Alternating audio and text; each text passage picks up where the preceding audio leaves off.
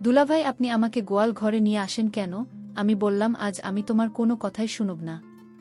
তোমার কোনো বাধা আমি আজ মানব না। দুলাভাই, আমি একটা বাচ্চা মেয়ে। আপনি আমাকে যেতে দিন। আমি পারব না আপনার সাথে। তুমি পারো আর না পারো সেটা আমার দেখার বিষয় না। আমি আজ তোমাকে কিছুতেই যেতে দেব না। তারপর দুলাভাই আমার সাথে জোর করে। বাকি ঘটনাটা গল্পতে বলছি। আমার বিয়ে হয়েছিল অনিল নামে একটা মেয়ের সাথে। আমার একটা 10 বছরের শালি ছিল। আমার শালিকে তো আমি বাচ্চা মনে করতাম, কিন্তু সে তো পুরাই নায়িকার মতো। আমার স্ত্রী প্রেগনেন্ট হয়েছিল। তখন সে খুব অসুস্থ হয়ে পড়েছিল। তাই বাড়ির কাজকর্ম তার সেবার জন্য আমার স্বামীকে আমার বাড়িতে নিয়ে এসেছিলাম।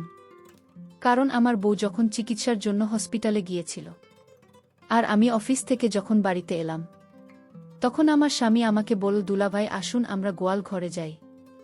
তারপর আমার স্বামী আমায় গোয়াল ঘরে নিয়ে আমার সাথে যা করেছিল তা শুনলে তোমাদের মাথা নষ্ট হয়ে যাবে।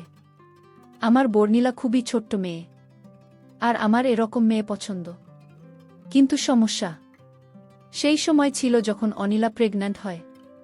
ডাক্তার তাকে বিদেশ নেওয়ার জন্য বলে, কেননা ওর ভিতরে ভিতরে খুব দুর্বল ছিল। আমাদের বাড়িতে এরকম কেউ ছিল না যে ওকে বসিয়ে সামলাতে পারে। এই কারণে আমাকে বাধ্য হয়ে আমার শালি সীমাকে আমাদের বাড়িতে রাখার জন্য আমার শাশুড়িকে বলতে হয়, কেননা বাড়িতে শুধু আমি একাই থাকতাম।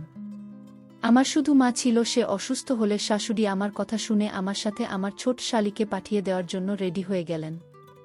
আমার শালির বয়স 10 বছর, কিন্তু সে হয়তো একটু পাগলা টাইপের। আমাদের বিয়েতে সে আমার দিকে তাকিয়ে হেসে যাচ্ছিল। আমি ওর হাসির জবাবে যখন এসেছিলাম তখন ও লজ্জাতে দৌড়ে বাইরে চলে গিয়েছিলাম। ওর ব্যবহার দেখে আমার খুব অদ্ভুত লেগেছিল। যাই হোক, আমার শাশুড়ি আমাকে ডেকে বলতে লাগলেন, সীমা, নিজের কাপড় চোপড় ব্যাগে ভরে রেডি হয়ে নে, তোর জামাইবাবু তোকে নিতে এসেছি। এই কথা শুনেও তাড়াতাড়ি করে নিজের ঘরে চলে গেল। আর কিছু সময় পরেই একটা ছোট্ট ব্যাগ নিয়ে বেরিয়ে এল। আমি বাইকে করে আমার শ্বশুর বাড়িতে এসেছিলাম। এই কারণে নিজের বাইকে ওকে বসতে হতো।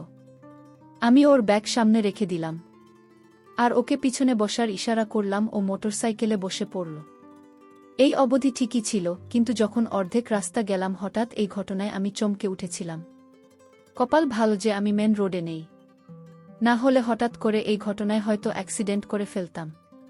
আমি তাড়াতাড়ি করে মোটরসাইকেল সাইডে দাঁড় করিয়ে ওকে বললাম, এটা তুমি কি করছো? কারণ আমার শালি সীমা মোটরসাইকেলে বসে আমার সাথে দুষ্টুমি করছিল। তোমার যদি মোটরসাইকেলে ভয় লাগে আমায় বলো। তোমার যদি ধরতে হয় তাহলে তুমি আমার কাঁধের উপর হাত রাখবে। আমার কথা শুনেও তাড়াতাড়ি করে ঠিকঠাক হয়ে বসে এরপরে আমি ওকে বাড়িতে নিয়ে এলাম। অনিলকে দেখে খুব খুশি হয়েছিল। সমস্ত কাজ অনিল সীমাকে বুঝিয়ে দিয়েছিল।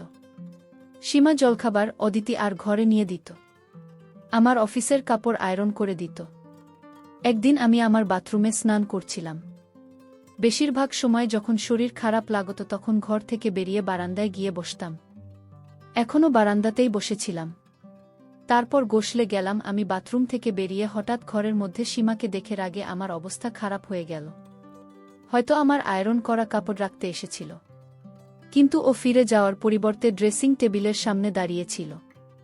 আমাকে দেখেও ঘাবড়ে গেল। আমি বললাম, তুমি এখানে কি করছো? কোনো লজ্জাশরম আছে কি তোমার? আমি বললাম, চলে যাও আমার ঘর থেকে, অদ্ভুত বোকা মেয়ে। সীমা আমার এরকম কথাতেও চোখের জল ফেলতে ফেলতে ঘর থেকে বাইরে বেরিয়ে গেল। আমি রাগে গজগজ করতে করতে নিজের কাপড় পরে যখন বাইরে এলাম তখন অনিলার পাশে বসে কান্না করতে করতে বলেছিল, দিদি, আমাকে বাড়িতে রেখে এসো, আমি তোমাদের বাড়িতে থাকতে চাই না। জামাইবাবু সবসময় আমাকে বকতে থাকে। তোমার এই লিপস্টিক আমার ভাল লেগেছিল তাই আমি একটু লাগাচ্ছিলাম। আমাকে ঘর থেকে বাইরে আসতে দেখে অনিল আমাকে বলতে লাগল, সুজন, কি সব কাজ করো না তুমি? আমার এই বাচ্চা বোনটিকে শুধু শুধু এত বাজেভাবে বলছো কেন তুমি? বাড়ির সমস্ত কাজের দায়িত্ব ওর উপর এসে পড়েছে। বিয়ের আগে কোনোদিন আমি ওকে দিয়ে কোনো কাজই করাতাম না, কিন্তু এখনও আমার অসুবিধার কারণে এখানে এসেছে। তাই তোমার ব্যবহার ভালো রাখা উচিত, কিন্তু তার পরিবর্তে তুমি সব সময় ওকে বকতে থাক। আমি অনিল আর কথার কোনো জবাব দিলাম না, বরং বোকা দেখে অবাক চোখে ওর দিকে তাকিয়ে রইলাম। ওর বোঝা উচিত ছিল যে কোনো সময় ওর বোনের কোথায় থাকা উচিত আর কোথায় থাকা উচিত না। আমি জলখাবার না খেয়ে অফিসে চলে গেলাম। আমার হৃদয় থেকে বিরক্তি অনুভব হতো, কেননা ওর কাণ্ডকারখানা কিছুটা সেরকমই ছিল। একবার আমি ক্লান্ত হয়ে অফিস থেকে তাড়াতাড়ি বাড়িতে এসে দেখলাম সীমা ঘরের দরজা বন্ধ। আমার মনে হলো হয়তো নিজের ঘরে আছে।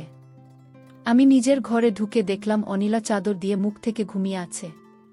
যখন থেকে অনিলা প্রেগন্যান্ট হয়েছে তখন থেকেই আমাকে কাছে আসতে দিত না, বলতো ডাক্তার সাবধানে থাকতে বলেছে। যদি ওকে দেখে আমার হৃদয়ে অন্য কিছু করার ইচ্ছে হতো।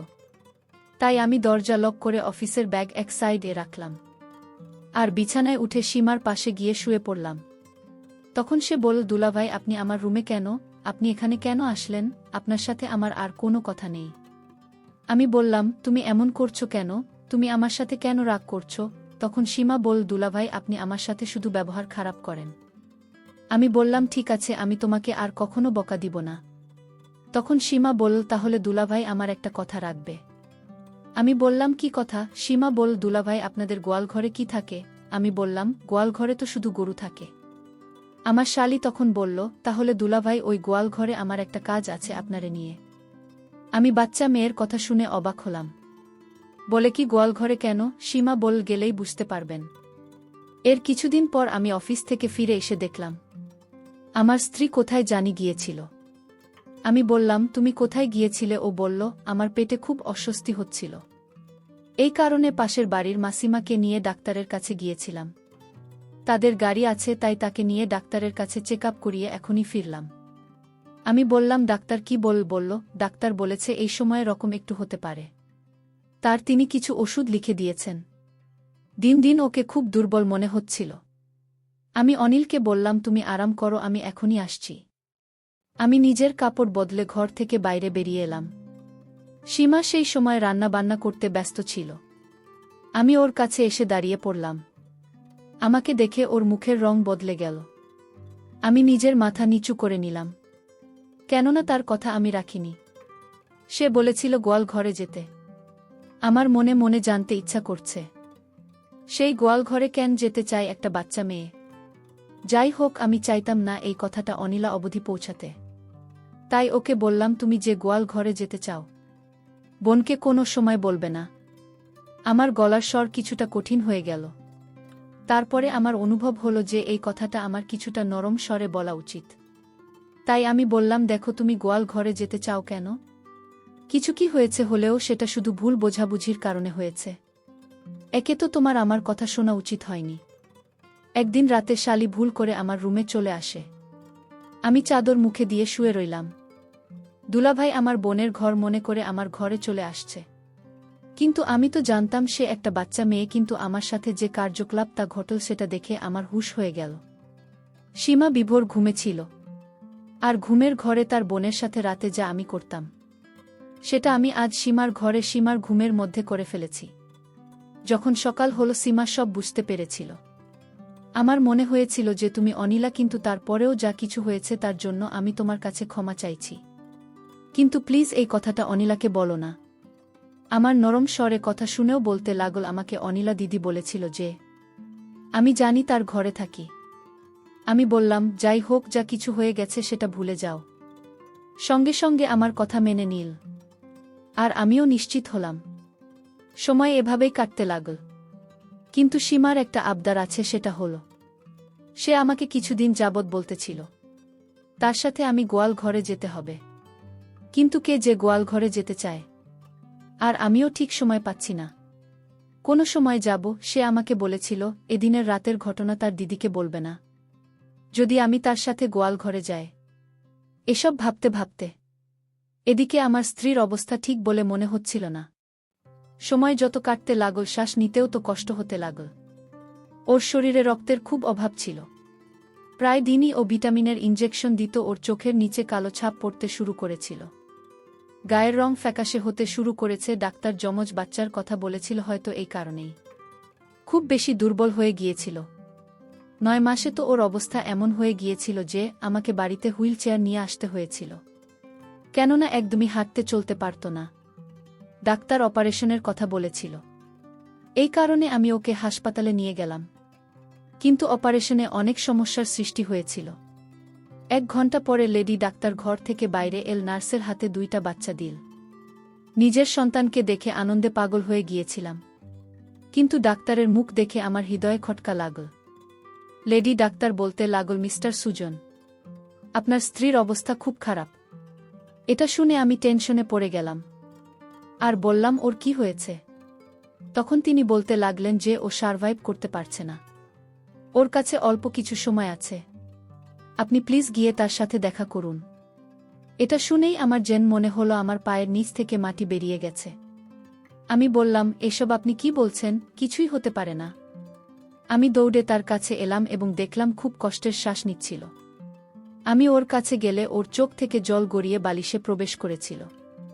আমাকে দেখে ও হালকা একটু হাসার চেষ্টা করল। আমি ওর কাছে গিয়ে বসে পড়লাম। ওর চোখের জল ফেলেই চলছিল।